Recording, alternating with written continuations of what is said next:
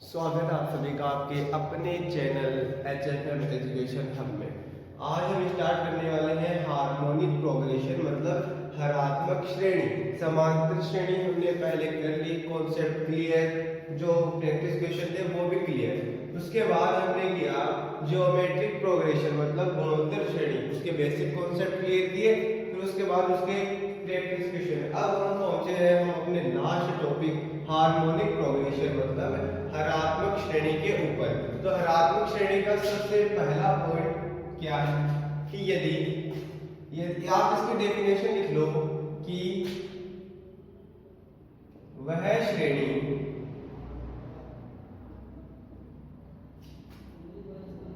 जिसके अवयवों का विक्रम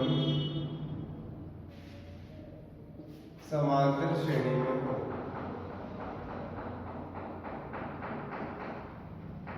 वह श्रेणी जिसके अवयवों का विक्रम या वह श्रेणी जिसका विक्रम समांतर श्रेणी हो, या फिर वह श्रेणी जिसका विक्रम समांतर श्रेणी हो।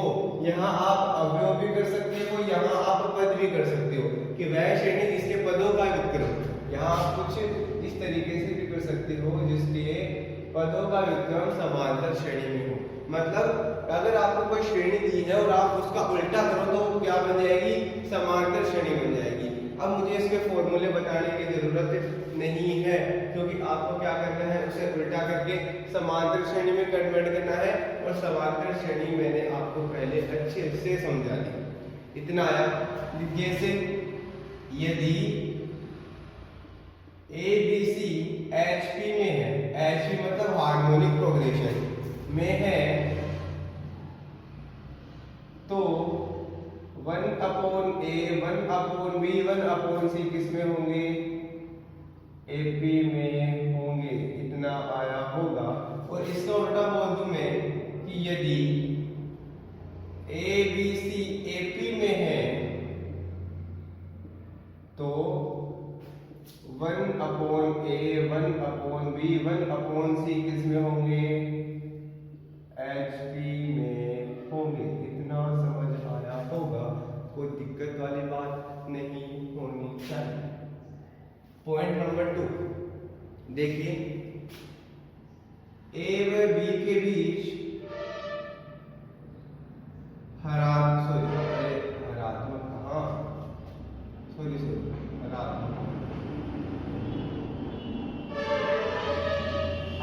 माध्य क्या हो जाएगा, harmonic mean is equal to 2AB/A plus B। यहाँ A और B के बीच तथा इसकी एक और डेफिनेशन देखो, तथा ABC हरात्मक श्रेणी में हो या हार्मोनिक प्रोग्रेशन में हो तो B बराबर 2AC/A प्लस C। इतना समझ आया होगा, 2AC/A प्लस C इतना आया होगा। ये भी ध्यान रहे हार्मोनिक मीन ही है, हरात्मक माध्य ही है। इतना समझा होगा, कोई दिक्कत वाली बात नहीं होनी चाहिए। अब एक और तीसरा पॉइंट इसी के अंदर, यदि A व B के बीच n हरात्मक माध्य हो, n हरात्मक माध्य हो तो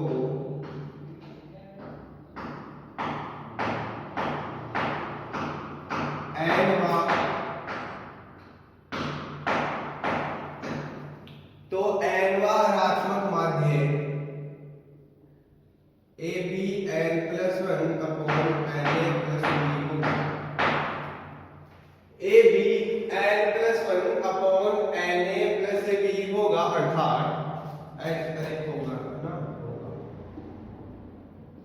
अर्थात यदि मैं ये कह दूं A और B के बीच में H1 H2 H3 करके n तक हरात्मक माध्य है तो Hn क्या हो जाएगा, AB n+1/n Na+B। इतना समझ आया? इतना समझ आया? ध्यान रहे कुछ गलत मत लिख लेना। AB n+1/Na+B, इतना समझ आया? अब देखिए, आप अगर पहला ऋणात्मक माध्य निकालना है तो n=1, यहाँ पे क्या आ जाएगा 2AB/A+B। देखो ऊपर हमने ये लिखा है। दूसरा निकालना हो तो n की जगह 2 रख दो, तीसरा निकालना हो तो n की जगह 3 रख दो। इतना समझ आया होगा? कोई दिक्कत वाली बात मेरे अकॉर्डिंग होनी नहीं चाहिए। ठीक है, अब आगे देखो, इंपॉर्टेंट पॉइंट लगा के लिख लीजिएगा।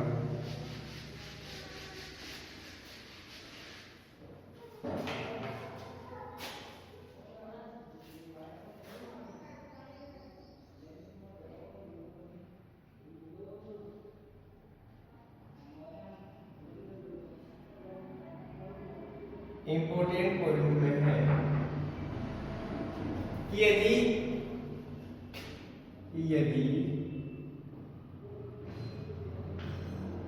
AM समांतर माध्य, यदि AM समांतर माध्य, GM गुणोत्तर माध्य तथा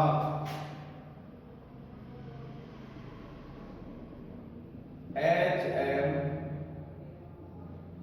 हरात्मक माध्य हो तो इसी में पहला है, ये है समांतर माध्य। किससे बड़ा है? जियोमेट्रिक मीन से। और ये किससे बड़ा है? हार्मोनिक मीन से। अब आपको इतना समझ आया होगा कि समांतर माध्य, गुणोत्तर माध्य और हरात्मक माध्य के अंदर सबसे बड़ा समांतर माध्य, फिर उससे छोटा गुणोत्तर माध्य और उससे छोटा हरात्मक माध्य है। यहाँ सबसे छोटा तो हो गया हरात्मक माध्य और सबसे बड़ा समांतर माध्य। इतना समझ आया? इतना समझ आया? और दूसरा है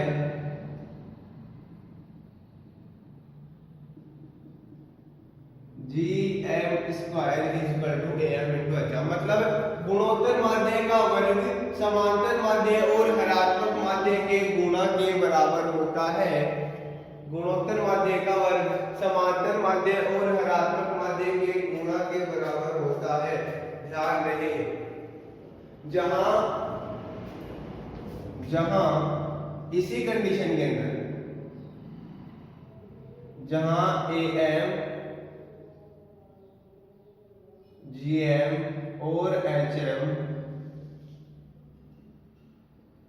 GP में होंगे। ध्यान रहे, जहां समांतर माध्य, गुणोत्तर माध्य और हरात्मक माध्य तीनों किस में होंगे? गुणोत्तर श्रेणी में होंगे। तीनों के तीनों, तभी ये लागू होगा। ठीक है, वैसे ये पॉइंट इतना इंपॉर्टेंट नहीं है, आपको ये देगा तो ये फॉर्मूला लगेगा ही लगेगा। ठीक है, लेकिन अगर आप अलग से पूछ ले कि ये फॉर्मूला तो लागू होता है जब तीनों जीपी में हो, तीनों एपी में हो, तीनों एचपी में हो, तो आप बता दीजिएगा तीनों किस में होने चाहिए? जीपी में होने चाहिए। इतना समझ आया? इतना समझ आया? आगे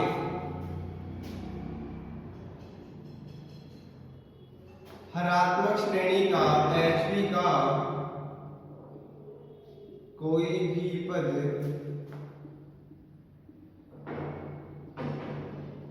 शून्य नहीं होता।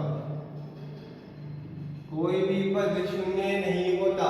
एचपी का कोई भी पद शून्य नहीं होता, इतना याद रहे। ठीक है, क्यों? समझिएगा, अगर एचपी का एक पद 0 हो गया तो एपी में वो क्या बनेगा? एपी के अंदर वो क्या बनेगा? 1/0। और ये क्या बन जाएगा? इन्फिनिटी, जो कि होता ही नहीं है ना। कोई पद इन्फिनिटी हो सकता है क्या? इन्फिनिटी नहीं हो सकता। Infinity is not a number. Infinity एक संख्या नहीं है, अनंत कोई संख्या नहीं है, ये ध्यान रहे। इसीलिए एचपी का कोई भी पद शून्य नहीं होता है। इतना समझ आया होगा? इतना आया, कोई दिक्कत वाली बात नहीं होनी चाहिए। आगे हम चलते हैं प्रैक्टिस क्वेश्चन के ऊपर।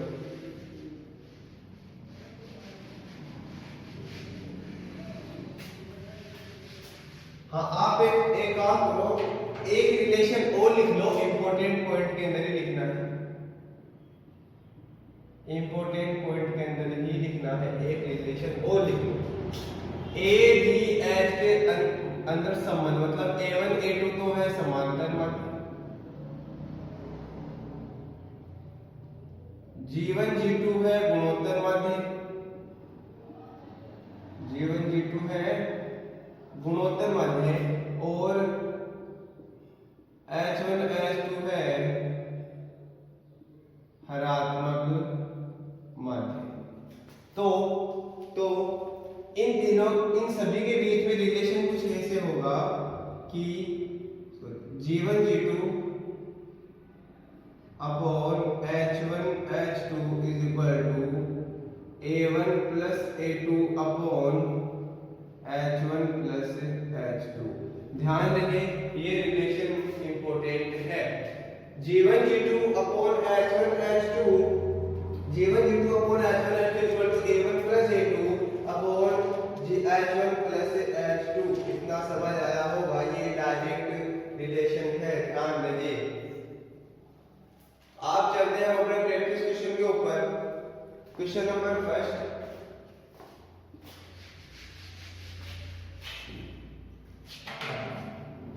क्वेश्चन नंबर फर्स्ट अपना है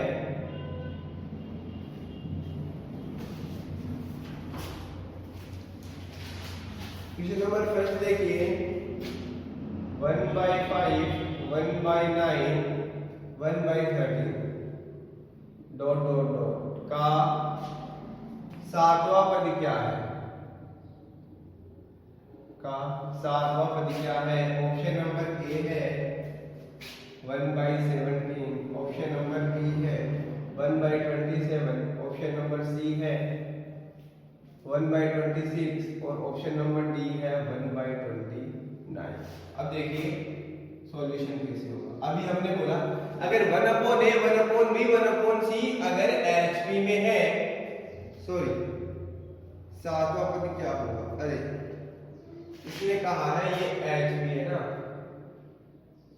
ध्यान नहीं है, पता ही नहीं चलेगा ये है किसमें, अगर अगला देगा नहीं तो पता कैसे चलेगा ये है किसमें। तो ध्यान रहे ये HP है ना, हार्मोनिक प्रोग्रेशन हरात्मक श्रेणी का सातवां पद क्या होगा। अब आपको पता है अगर 1/a हरात्मक श्रेणी में हो तो उसका उल्टा, मतलब 5 9 13 डॉट डॉट डॉट किसमें होंगे, AP में। अब कोई दिक्कत वाली बात नहीं है, अब सर अब तो हलवा है ना। तो A7 is equal to A plus 6D, A कितना है 5 6, D कितना है A2 माइनस A1, 6 4 24 24 प्लस 5 29। लेकिन ये किस में आया है, AP में आया है। इसको GP में कन्वर्ट करने के लिए 1/29, option number D is the correct answer, option number D. इतना समझ आया होगा, कोई दिक्कत वाली बात होनी नहीं चाहिए। Question number 1 complete. Question number 2,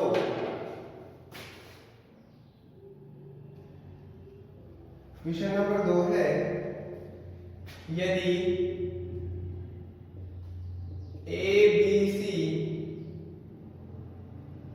HP में हो तो, ABC अगर HP में हो तो 1/b minus A plus 1/b minus C क्या होगा। Option number A 1/a plus 1/b, option number B है 1/a plus 1/c, option number C है 1/b प्लस 1/c और ऑप्शन नंबर डी है नन ऑफ अबव। ठीक है, इसका solution देखिए 1/b minus a plus 1/b minus c। थोड़ा ध्यान से देखिएगा, अगर A B C हो तो मैंने आपको क्या बोला, b बराबर 2ac upon a plus c अभी लिखाया था 5 मिनट पहले। ये वैल्यू यहाँ पुट करो तो क्या आएगा, 1 upon 2ac upon a plus c minus का a plus 1 upon 2ac upon a plus c minus का c, इतना आया होगा। अब नीचे अगर मैं लघुत्तम लूं a प्लस c तो क्या आएगा, 2ac minus a plus c, इतना आया। सेम कंडीशन यहाँ लघुत्तम ले रहा हूं मैं a प्लस c तो क्या आएगा, 2ac minus c a plus c, इतना आया। अब जब इसको अंदर मल्टीप्लाई करूंगा तो क्या हो जाएगा, यहाँ लिख दूं 1 upon 2ac minus a square minus c upon a plus c plus 1 upon 2ac minus ac minus c square upon a plus c, इतना समझ आया, इतना समझ आया। अब यहाँ सॉल्यूशन कर रहा हूँ इसका। देखिए 2ac में से एक ac गया तो एक ac को नीचे नीचे वाला ऊपर ही ऊपर, a plus c upon ac minus a square, ac minus a square, इतना आया। आगे a plus c upon ac minus c square, इतना आया। अब यहां से a plus c upon a common ले रहा हूं तो क्या बनेगा, c माइनस a, और यहां से a plus c upon c common लूंगा तो क्या बनेगा, a माइनस c, इतना आया होगा। अब यहां से अगर मैं माइनस कॉमन निकालूं यहां से तो क्या बनेगा, a plus c upon a c minus a minus a plus c upon c c minus a, इतना आया। आगे जब लघुत्तम लूंगा तो क्या आएगा, a c c minus a। अब देखिए c माइनस a से c माइनस a गया, a से a गया, बचा क्या c, c a plus c, इतना आया। आगे यहां क्या आया, c माइनस a से c माइनस a गया, c से c गया, बचा क्या a, यहाँ a प्लस c, इतना आया होगा। आगे देखिए सॉल्यूशन, सॉल्यूशन करने की जगह तो नहीं। अब देखिए यहाँ क्या बनेगा, ac plus c square minus a square minus का ac upon ac c minus c। अब देखिए ac से ac गया, यहाँ ऊपर क्या बना, c square minus a square upon में ac c minus a square minus b square c plus a c minus a upon a c minus a, c minus a से c माइनस a गया, c plus a upon a c, इतना आया, इतना आया। ऊपर दो पद नीचे एक पद, दोनों को जब अलग अलग करूंगा तो c upon a c plus a upon a c से c गया, a से a गया, 1 upon a plus 1 upon c, 1 upon a plus 1 upon c। Option number B is the correct answer. Option number B, option number B. समझाने के अंदर थोड़ा आपको lengthy जरूर लगा है, लेकिन जब आप खुद करोगे तो स्टेप जब छोड़ छोड़ के करोगे तो छोटा अपने आप हो जाएगा। ठीक है, क्वेश्चन समझ आया होगा, कुछ भी नहीं है, b बराबर 2ac upon a plus c, ये वैल्यू यहाँ पुट करनी है और इसको आराम से सिंप्लीफाई करना है कैलकुलेशन को ध्यान में रखते हुए। तो इसका है option number B correct answer. ठीक है, क्वेश्चन नंबर 3।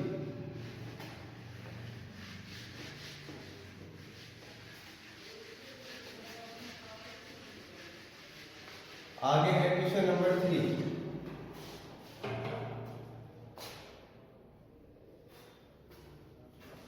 अरे अरे sir,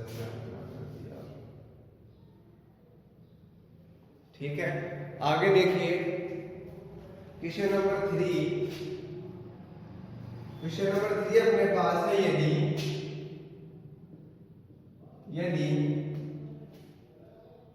a by c is equal to a minus b upon b minus c हो तो a b c होंगे, ए बी सी है वो किसमें होंगे? Option number option number A AP में, ऑप्शन नंबर बी जीपी में, ऑप्शन नंबर सी एचपी में, option number D none of above. तो देखिए सॉल्यूशन कैसे होगा। ये जो आपको दिया हुआ है इसको आराम से सिंपलीफाई करो, क्रॉस मल्टीप्लाई करवा लूं तो A B minus C is equal to C A minus B. Open कर लो ब्रैकेट को, A B minus A C is equal to A C minus B C. इतना आया। ये ए सी माइनस का इधर आती है प्लस का, और ये बी सी माइनस का इधर आती है प्लस का, तो A B plus B C is equal to A C plus A C. इधर अगर मैं बी कॉमन लूं तो क्या बनेगा? B plus C. इतना आया। और इधर क्या आएगा? ए सी और ए सी टू ए सी। इतना आया 2ac, और इधर bc आया तो b कॉमन लिया b प्लस सी।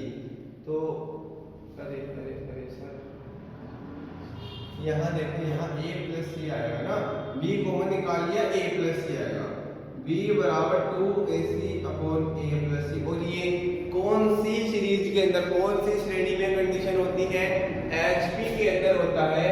अगर a b c HP में हो तो b बराबर 2ac अपॉन a प्लस सी होता है। तो ये तीनों a b c किसमें होंगे? HP में होंगे। इतना आया। Question number 3 complete. Question number 4,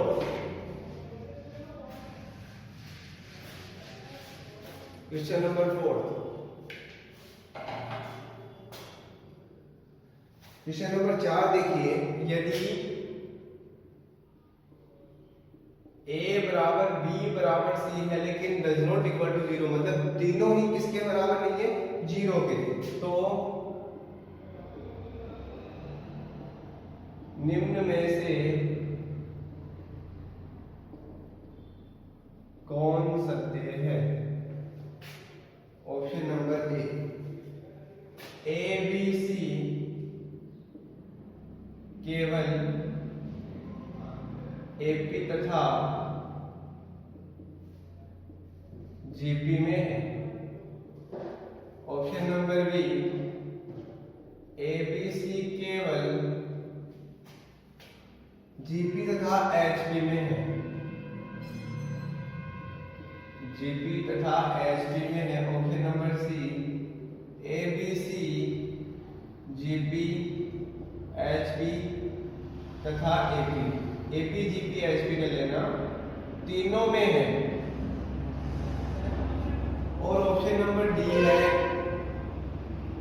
किसी में नहीं है, केवल पागल बनाया जा रहा है ना। तो देखिए हमने इससे पहले जो क्लास थी उसमें भी प्रूव किया था कि अगर ए बी सी तीनों बराबर हैं तो वो एपी में भी होंगे और जीपी में भी होंगे। इससे जस्ट पहले जो क्लास लगी थी उसके अंदर हमने ये चीज प्रूव की थी कि अगर ए बी सी तीनों बराबर हैं तो वो किस में होंगे? एपी में भी होंगे और जीपी में भी होंगे। मतलब ये वाली बात तो बिल्कुल सही है। लेकिन अब आपको ये भी पता है कि एपी का उल्टा तो जीपी होता है, तो जो एपी में होना चाहिए वो जीपी में भी होना चाहिए। लेकिन मैंने नोट लगा के आपको एक बात लिखवाई थी कि एचपी का कोई भी अवयव शून्य नहीं होता है। अगर शून्य होता है तो इसका मतलब वो एचपी में नहीं है। लेकिन यहाँ एक कंडीशन और दी थी कि तीनों किसके बराबर नहीं है? 0 के बराबर भी नहीं है। मतलब ये एचपी में भी हो गए, एपी जीपी एचपी तीनों में हो गए यदि दोनों के दोनों बराबर है। लेकिन तीनों के तीनों बराबर है लेकिन किसी का भी मान क्या नहीं है? 0 नहीं है। इतना समझ आया होगा, इतना समझ आया होगा। आगे हमने पहले वाली क्लास के अंदर प्रूफ किया है कि अगर a बराबर b बराबर c हो तो AP और GP दोनों में होंगे। ये भी एक क्वेश्चन था, आप वहां से देख के इसको सॉल्व कर सकते हो। ये तीनों में होंगे, इतना समझ आया होगा। आगे क्वेश्चन नंबर 5, AGH दो धनात्मक राशियों के बीच के बीच समांतर माध्य क्रमशः समांतर माध्य, गुणोत्तर माध्य तथा हरात्मक माध्य हो तो निम्न में से कौन सही है? कौन सही है? ऑप्शन नंबर ए जी एच, इस तरीके का ए जी एच, ये वाला ए जी एच ये वाला, या फिर ए जी एच ये वाला। अगर ए जी एच समांतर माध्य, गुणोत्तर माध्य और हरात्मक माध्य हो, हरात्मक माध्य हो तो निम्न में से कौन सही है? तो मैंने ये आपको लिख पाया है, ए जी एच कुछ इस तरीके से होता है कि सबसे बड़ा समांतर माध्य, उससे छोटा गुणोत्तर माध्य और उससे छोटा हरात्मक माध्य। ध्यान रहे तीनों बराबर नहीं होते। ये वाला ऑप्शन है वो गलत है, इसमें बराबर का चिन्ह, इक्वल टू का चिन्ह नहीं लगता है। इतना आया, इतना आया। आगे क्वेश्चन नंबर 6।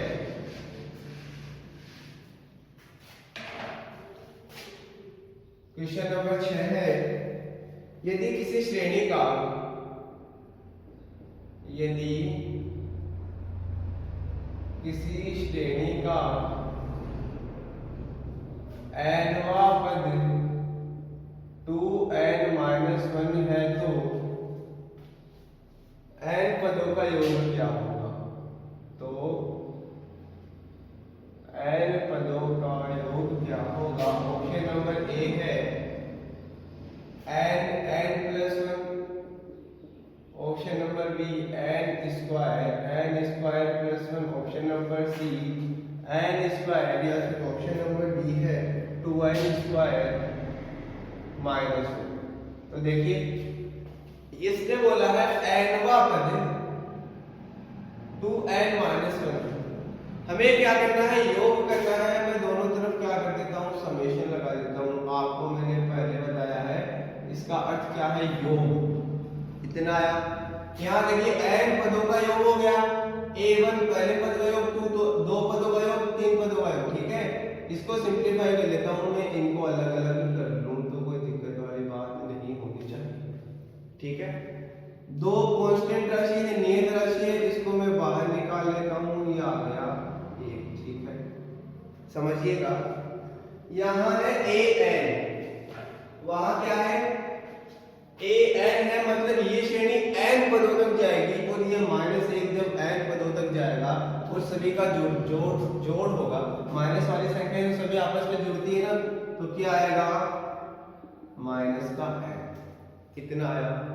-1 अगर दो पदों तक जाएगा -1 -2, लेकिन यहाँ कहां तक जा रहा है? n पदों तक, तो क्या हो जाएगा? n। अब देखिए n प्राकृतिक संख्याओं का योग बोल दो, चाहे n धन पूर्णांकों का योग बोल दो। n बराबर 1 रखूंगा तो 1, फिर जाएगा 2, 1+2 1+2 +3 1+2 +3 +4, मतलब n धनात्मक पूर्णांकों का योग कितना आ जाएगा? n+1/2 -n, 2 से 2 गया, आया क्या? n+1 -n, इसको इससे गुणा n² +n माइनस का n, आएगा क्या? n²। Option number C is the correct answer. Option number C, इतना आया होगा। ऑप्शन नंबर सी, कोई दिक्कत वाली बात नहीं होनी चाहिए। आगे क्वेश्चन नंबर 7।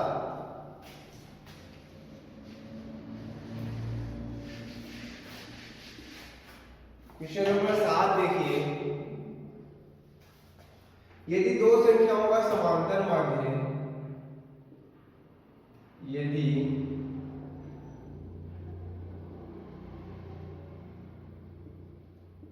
दो संख्याओं का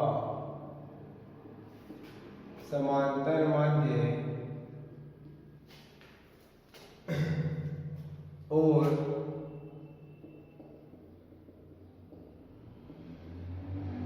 गुणोत्तर माध्य क्रमशः है। समांतर माध्य और गुणोत्तर माध्य क्रमशः 27 और 12 है। 27 और 12 है। तो HM हार्मोनिक मीन मतलब इसने पूछा है हरात्मक माध्य। ठीक है, ऑप्शन नंबर ए है, सॉरी हाँ कोई बात नहीं, एक मिनट यहाँ हरात्मक माध्य, फिर ऑप्शन में भी तो चेंज करना पड़ेगा ना। अगर ये चेंज कर देंगे तो यहाँ इसने पूछा है GM गुणोत्तर माध्य पूछा है। ठीक है, ऑप्शन नंबर ए है 12, बी है 18, सी है 24 और डी है 27। सॉल्यूशन क्या होगा? इंपॉर्टेंट पॉइंट के अंदर जो ऑप्शन नंबर बी लिखा है ना, पहले के अंदर दूसरा g² बराबर AH, मतलब इसको मैंने कुछ इस तरीके से लिखवाया था, GM² डॉट मल्टीप्लाई HM, यही लिखवाया था। GM हमें फाइंड करना है, ज्योमेट्री मीन हमें फाइंड करना है, AN कितना है, देखिए एरिथमेटिक मीन कितना है 27 और हार्मोनिक मीन कितना है 12। इधर स्क्वायर है तो इधर अंडर रूट। इसको मैं कैसे लिख सकता हूँ? 27 को 3 × 3 का क्यूब, और 12 को कैसे लिख सकता हूँ? 3 × 2 कितना आया? ये बाहर सॉरी क्या कर दिया, और ये भी बाहर। 3 3 9 9 2 18, 3 3 9 9 2 18। Option number B is the correct answer. Option number B इतना आया होगा, कोई दिक्कत वाली बात नहीं होनी चाहिए। Option number B is the correct answer. आगे क्वेश्चन नंबर 7 कंप्लीट। क्वेश्चन नंबर 8, क्वेश्चन नंबर 8 है, किसी HP में पीवा पद QR, देखिए डायरेक्ट लिखा है मैंने, यहां हिंदी में दिया है, मैंने सीधा लिख दिया। पीवा पद QR का क्यूआ पद RP तथा क्यूआ पद RP हो तो आरवा पद क्या होगा? तो आरवा पद क्या होगा? ऑप्शन नंबर ए है R/PQ। ऑप्शन नंबर बी है PQ/R। ऑप्शन नंबर सी है PQ, और ऑप्शन नंबर डी है नन ऑफ अबव। ठीक है, तो देखिए इसका सॉल्यूशन कैसे होगा। सॉल्यूशन इसका ध्यान से देखिएगा। अगर HP में है तो पीवा पद क्या हो जाएगा? QR। लेकिन अगर यही AP में होगा तो इसका पीवा पद क्या हो जाएगा? 1/QR। इतना आया। अगर HP में क्यूआ पद है RP, तो AP में इसका क्यूआ पद क्या हो जाएगा? 1/RP। इतना आया। आगे देखिएगा, यहां मैं लिख सकता हूं A + P - 1 = D 1/QR। ये समांतर श्रेणी के nवें पद के फॉर्मूले से इतना आया। और यहां लिख दूं A + Q - 1 × D = 1/RP। Equation number 2। यहां मैं काम करूं, समीकरण 1 में से समीकरण 2 को घटा दूं तो क्या होगा? देखिए समीकरण 1 A + P - 1 × D minus A + Q - 1 × D is equal to 1/QR - 1/RP। इतना आया। देखिए जब वो ब्रैकेट ओपन होगा तो ये भी माइनस और ये भी माइनस, तो देखिए A से A गया, यहाँ जब मैं D कॉमन लूंगा तो आएगा P - 1, और ये माइनस अंदर मल्टीप्लाई होके माइनस का क्यूब प्लस का 1 × D इज इक्वल टू, यहाँ में अगर लघुत्तम ले लूं पी क्यू आर, आ जाते हैं इसके अंदर लघुत्तम लिया मैंने पी क्यू आर, तो क्यू से क्यू गया, आर से आर गया, क्यू से क्यू गया और आर से आर गया, बच गया क्या पी। ये लीजिए आगे वाले में आर से आर गया, पी से पी गया, बच गया क्या क्यू, इतना आया। अब देखिए गया आया क्या P minus Q into D is equal to P minus Q upon P Q R, P minus Q से P माइनस क्यू गया, D is equal to 1 upon P Q R, इतना आया। D की वैल्यू आ गई 1 upon P Q R, इतना आया। अब देखिए D का मान समीकरण 1 में अगर मैं रख दूं,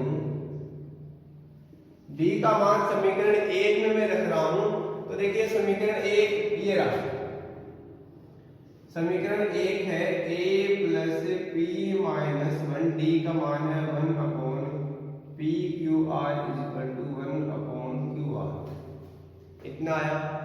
अब a बराबर निकालूंगा तो क्या आएगा 1 अपॉन क्यू आर माइनस, ये उधर जाएगा क्या बन जाएगा माइनस का p minus 1 upon p Q are.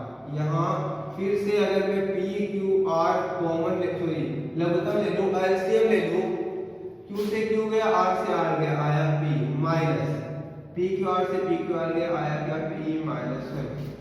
जब ब्रैकेट ओपन होगा तो पी माइनस का और एक प्लस का, तो यहाँ फिर पी से पी गया, ए बराबर क्या आया 1 अपॉन पी क्यू आर, इतना आया। अभी हमारे पास वैल्यू आई है ए की और P की। अब हम देखेंगे R वापस, R वापस आएगा A plus R minus 1 into D, R वापस यही आएगा। अब मैं अगर इसके अंदर वैल्यू रख दूं 1 upon P Q R plus R minus 1 into 1 upon P Q R, लघुत्तम है सेम है, नीचे लघुत्तम एलसीएम ले लिया, ऊपर क्या आएगा 1 प्लस R माइनस 1, एक से एक गया R बटे पी क्यू आर, R से R गया, आया क्या 1 बटे पी क्यू, ये आया R वापस। लेकिन अभी आंख बंद करके आपको लगाना नहीं है, समझना, ये आया है एपी के अंदर R वापस, क्योंकि हमने एच को किसमें चेंज किया एपी के अंदर, और हमने पूरा जो प्रोसेस है वो किससे किया है एपी से, क्योंकि R वापस का फॉर्मूला भी किसमें लगाया एपी में। तो अभी एचपी में कैसे होगा, जब मैं इसको उल्टा कर दूं और उल्टा करने के बाद एचपी में आएगा आरवा पद पी, आरवा पद क्या होगा PQ. Option number C is the correct answer, option number C is the correct answer. इतना आया समझ में, इतना आया समझ में, मेरे अकॉर्डिंग कोई दिक्कत नहीं होनी चाहिए। पहले एचपी को एपी में चेंज करो, फिर यहाँ पी वे पद का फॉर्मूला लगा दो, यहाँ क्यू वे पद का फॉर्मूला लगा दो, दोनों को माइनस करना है, वैल्यू निकालनी है डी का मान चाहे समीकरण 1 में रखो चाहे समीकरण 2 में रखो, कोई दिक्कत वाली बात नहीं है। एक की वैल्यू आएगी 1 अपॉन पी क्यू आर, फिर आर वे पद का फॉर्मूला लगाना है और आराम से लेकिन ध्यान रखते हुए कैलकुलेशन का सोल्व कर लो तो आराम से आ जाएगा।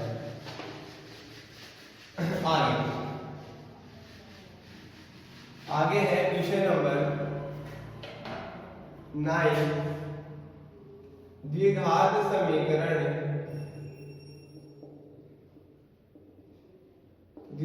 समीकरण हमें दिया है 5 plus √2 x square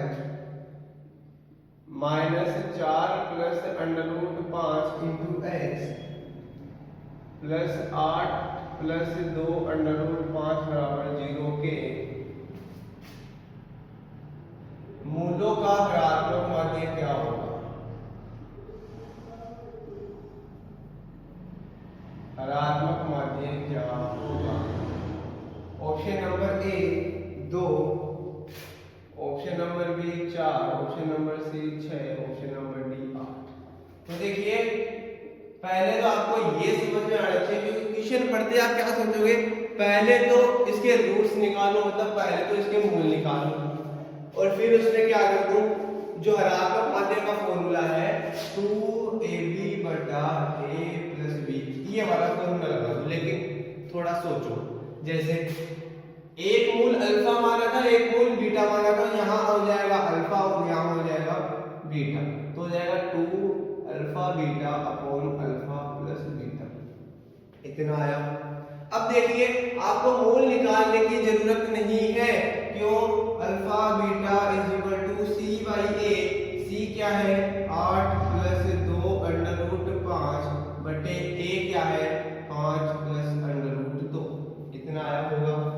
alpha plus beta क्या होता है माइनस का b by A is equal to minus तो फॉर्मूले से, और b देखिए ये रहा, ध्यान रहे b ये खुद माइनस का है, तो क्या हो जाएगा 4 प्लस अंडर रूट 5 बटे 5 प्लस अंडर रूट 2, ये वैल्यू उठाकर यहाँ पटक दो तो आपके पास क्या आ जाएगा मूलों का हरात्मक माध्य।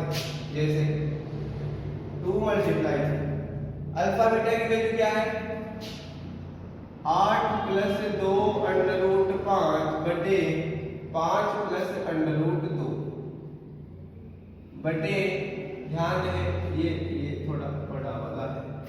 अब बटे में क्या है अल्फा प्लस बीटा की वैल्यू क्या है 4 प्लस अंडर रूट 5 बटे 5 plus under root 2, 5 plus under root 2 से 5 प्लस अंडर रूट 2 गया, आया क्या 2 8 plus 2 root 5 upon 4 plus root 5, ऊपर से अगर 2 में कॉमन निकालूं तो 2 मल्टीप्लाई 2 4 प्लस रूट 5 अपॉन में 4 प्लस रूट 5, इससे ये गया आएगा 2 to the 4। Option number B is the correct answer. Option number B, option number B is the correct answer. कितना आया समझ में, इतना आया है। आगे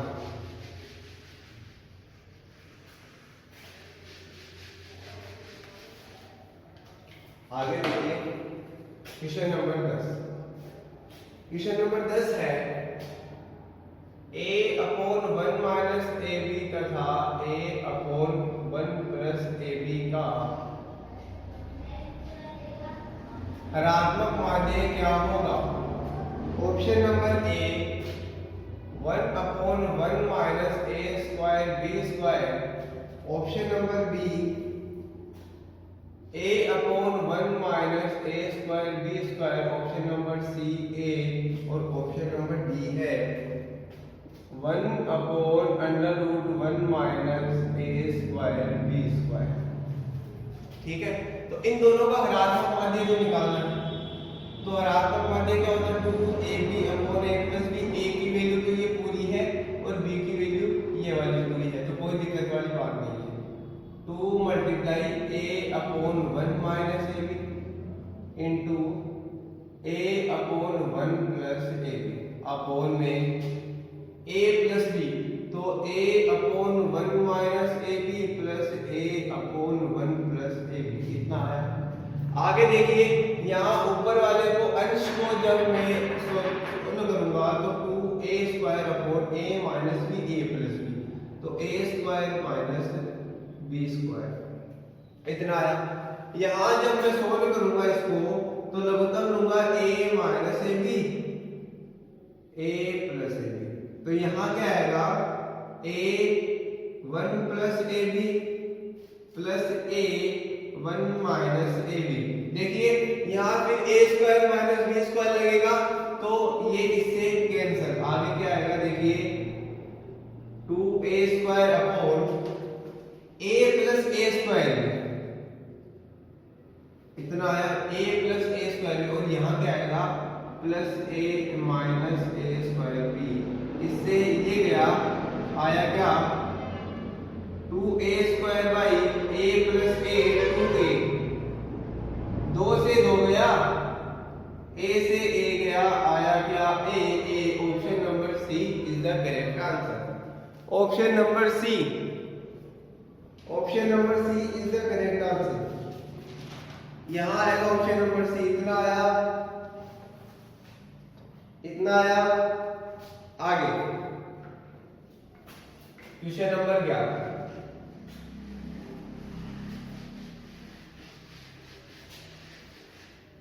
आगे देखिए क्वेश्चन नंबर 11। यदि A B C D HP में हो तो, यदि ए बी सी डी किसमें है, एचपी में है, तो A B plus B C plus C D इनकी वैल्यू किसके बराबर होगी? A B plus B C plus C D की वैल्यू किसके बराबर होगी? तो वैल्यू है 3ac 0, ऑप्शन नंबर सी है 3ad और ऑप्शन नंबर डी है a plus B C plus d. अब देखो जिसको नहीं आता ना वो एक ही ऑप्शन टिक करेगा, इसमें केवल एक ऑप्शन जो उसे आंख बंद करके दिखता है 0, है ना। लेकिन ऐसा नहीं, आपको कॉन्सेप्ट पकड़ के चलना है। इसीलिए देखिए अगर A B C D H P में है, अगर मैं इतने को देखूं, इसको हटा दूं, तो देखिए b बराबर क्या आता है 2ac upon a plus c, इतना है। अगर क्रॉस मल्टीप्लिकेशन करवाऊं तो क्रॉस मल्टीपल करवाऊं तो a प्लस c बराबर 2ac upon b, 2ac upon b इतना आया, ये होगा। अब देखिए d, अगर अब मैं इसको भूलूं तो c बराबर क्या होगा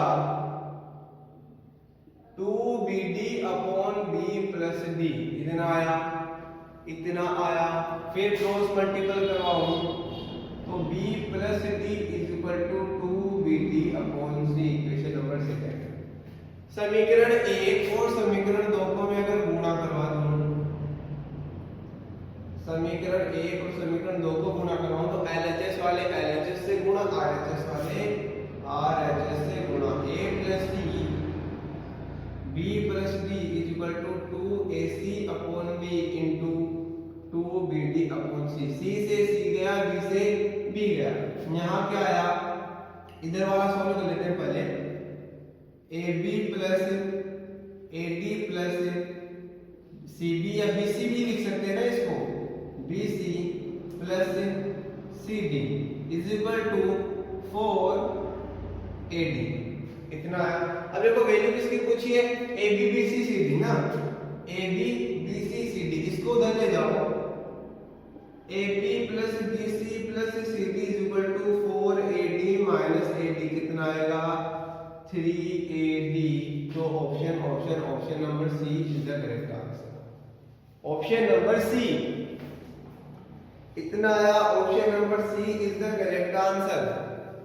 इतना आया होगा, कोई दिक्कत वाली बात तो होनी नहीं चाहिए। और मैं मार्कर को थोड़ा डोज दे दूं, 2 मिनट।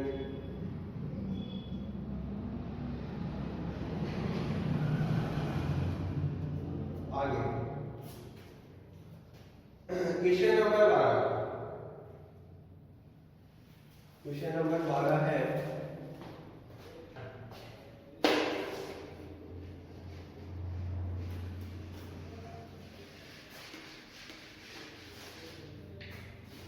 यदि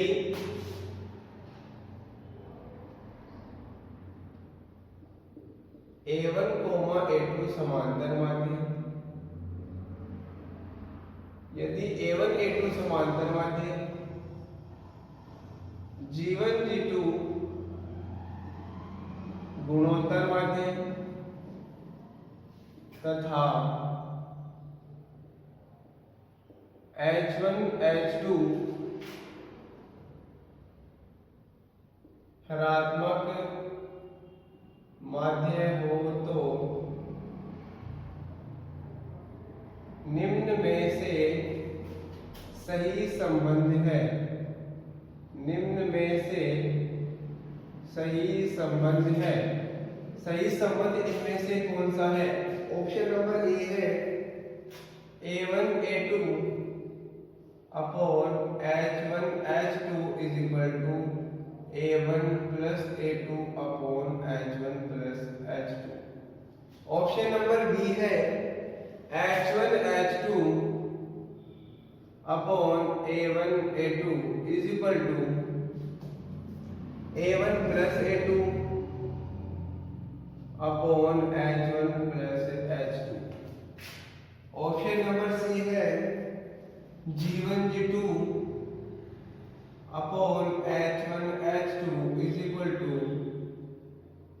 G1 plus G2 upon H1 plus H2। Option number D है G1 G2 upon H1 H2 is equal to A1 plus A2 upon H1 plus H2। तो देखिए जल्दी से देख लीजिए ऑप्शन कौन सा सही है।